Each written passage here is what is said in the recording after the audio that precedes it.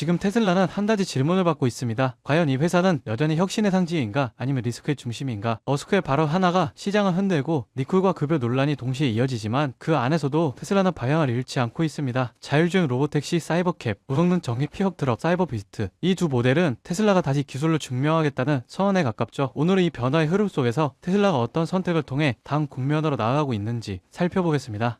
머스크의 정치적 언행이 테슬라 판매에 직접적인 영향을 주기 시작한 시점은 2022년 중반부터인데요. 미국 내 판매량이 그 이후 약 120만 대 감소한 것으로 분석됐습니다. 특히 민주당 성향 지역에서 감소폭이 컸다는 점은 머스크 개인의 정치적 이미지가 브랜드 선호도와 구매 의사에 실질적인 영향을 미쳤다는 사실을 보여주는데, 테슬라의 시장 성과가 더 이상 제품만으로 평가하지 않는다는 의미죠. 머스크 리스크는 주가에도 즉각 반영됐습니다. 최근 테슬라는 1조 달러 규모의 머스크 급여안 논란으로 하루 만에 5% 가까이 하락했습니다. 특히 세계 최대 연기금 중 하나인 힐퍼스가 고성이 과도하다며 반대 입장을 공식화하면서 후다야 신뢰에 부정적인 신호를 보냈죠. 여기에 AI 투자 부담, 연준의 금리 불확실성까지 겹치며 시장은 테슬라를 둘러싼 불확실성을 더 크게 인식하게 됐습니다. 기업의 리더십이 모두 리스크로 해석되는 상황, 테슬라가 과거와는 다른 시장 평가 기준에 직면한 셈이죠. 이런 상황에서 테슬라는 새로운 성장축을 통해 내부 불안정성을 상쇄하려는 움직임을 보이고 있습니다. 그 중심에 있는 모델이 바로 사이버캡입니다. 테슬라는 오는 11월 중국 상하이에서 열리는 국제 수입 박람회에서 사이버캡을 공식 공개할 예정입니다. 이 모델은 자율주행 기술을 기반으로 한 로보택시 전용 플랫폼으로 테슬라가 구상해온 완전 자율주행 비전을 실제 서비스 모델로 구현한 첫 사례인데요. 특히 최근 노빈 댕얼룸 이사회 의장이 필요하다면 운전대와 페달도 장착할 수 있다고 언급하면서 완전 자율주행에서 부분 자율주행 중심의 실용 노선으로 방향을 수정한 점이 눈에 띕니다. 그러나 이런 전략 변화에도 불구하고 테슬라의 핵심 모델인 사이버트럭은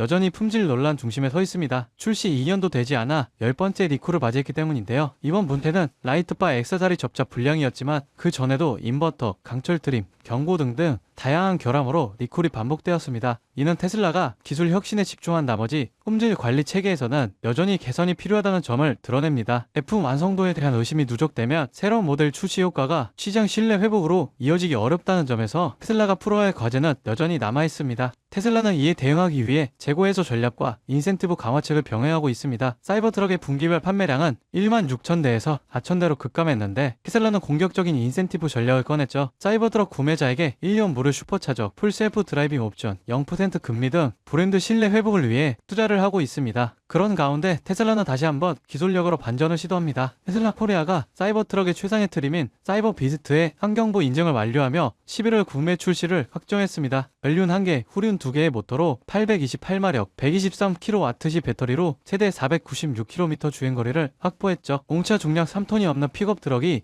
이 정도의 효율을 달성한 것은 전기차 기술 성숙도를 상징적으로 보여준 사례로 평가됩니다. 테슬라가 아시아 시장에서 브랜드 신뢰를 다시 세우려는 전략적 시도입니다. 사이버트럭의 품질 논란으로 흔들린 이미지를 기술력과 완성도로 다시 복원하려는 움직임이죠. 테슬라는 정치적 리스크, 리더십 논란, 품질 문제, 시장 대응이라는 여러 축이 동시에 맞물린 복합적 국면에 놓여 있습니다. 그러나 동시에 자율주행, 로보택시, 고성능 전기차 등 미래 산업을 선도할 기술적 기반은 여전히 강력하죠. 향후 관전 포인트는 명확합니다. 머스크의 리더십이 시장 불안을 완화시킬 수 있을지, 사이버캡과 사이버 비스트가 신뢰 회복의 전환점이 될 수 있을지, 그리고 테슬라가 기술 중심 기업에서 정책과 브랜드 균형을 맞춘 성숙한 글로벌 기업으로 진화할 수 있을지입니다.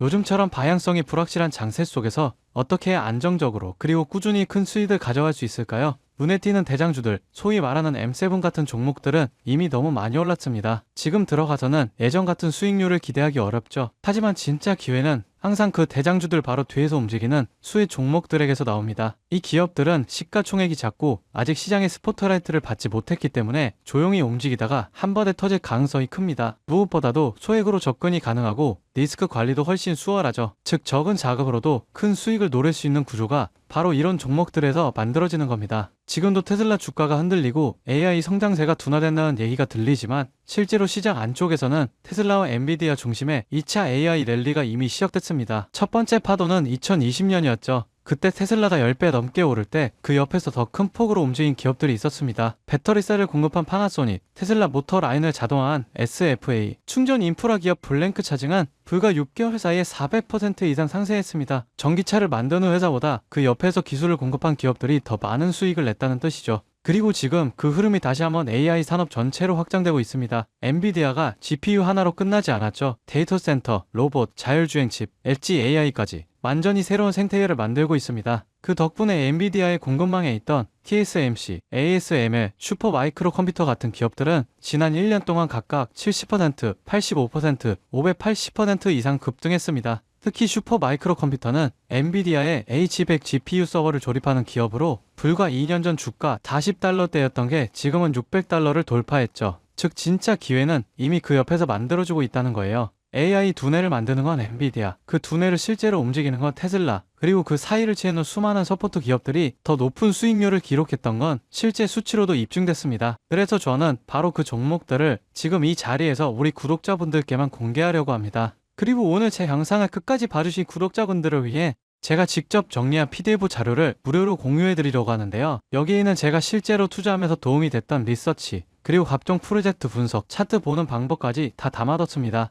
저와 같이 투자로 인생을 바꿔보고 싶은 분들이라면 꼭 필요한 내용들입니다. 영상 아래 더보기 버튼 누르시면 파란색 링크 하나가 보일 거예요. 간단하게 설문조사 진행 후 전송 버튼만 눌러주시면 확인 후에 수익 가능성이 가장 큰 수혜 종목 리스트 바로 보내드리겠습니다. 구독자 한정이고요. 음전 요구도 투자 강요도 절대 없습니다. 그냥 받아보시고 정말 올라가는지 확인만 해보셔도 앞으로 투자 방향이 완전히 달라지실 겁니다. 마지막으로 제가 강조드리고 싶은 게 있습니다. 아무리 좋은 정보와 기회도 행동하지 않으면 아무 소용이 없습니다. 아, 좋은 말이네 하고 흘려버리면 또다시 놓치게 되는 거예요. 작은 돈이라도 작은 행동이라도 지금 시작하셔야 합니다. 5만원, 10만원이라도 시장의 흐름 안에 들어간다는 게 중요합니다. 설령 제가 소개해드린 종목에 당장 투자하지 않더라도 받아보고 직접 공부해보면서 흐름을 이해하는 것만으로도 여러분께 큰 경험이 되고 앞으로 투자 판단을 할 때 중요한 기반이 될 거라고 생각합니다. 그 작은 발걸음이 몇 년 뒤 내 삶을 완전히 바꿀 수도 있으니까요. 제가 준비한 PDF 자료도 꼭 받아가셨으면 좋겠습니다. 구독과 좋아요 알림 설정해주시면 영상 만드는데 큰 힘이 됩니다. 긴 시간 시청 감사드리고요. 다음 영상에서 뵙겠습니다.